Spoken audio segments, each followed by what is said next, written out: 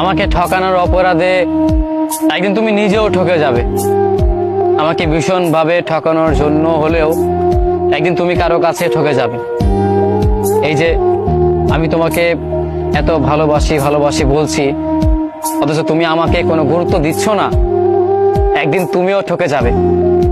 কোনো মানুষ তোমাকে ভীষণভাবে ঠকাবে, তখন তুমি তাকে প্রচন্ড বলবে যে আমি তোমাকে ভালোবাসি, আমাকে ছেড়ে যেও না।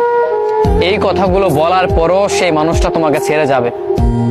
তুমি হিসেবটা মিলিয়ে নিও, একদিন তোমার সাথে ঠিক সেমটাই ঘটবে যেটা আজকে আমার সাথে হচ্ছে। সময় কখনো এক থাকে না। আজকে তোমার সময় আছে, তুমি ইচ্ছে মতো আমাকে নিয়ে খেলছো, আমাকে নিয়ে অভিনয় করছো, আমাকে ঠকাচ্ছ।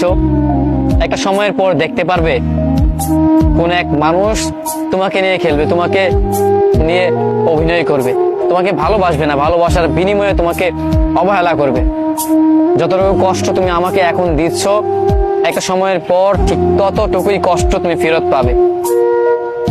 কারণ তুমি কাউকে কষ্ট দিবে আর বিপরীতে তুমি নিজেকে ভালো রাখবে, এমনটা কখনো হয়নি আর হবেও না।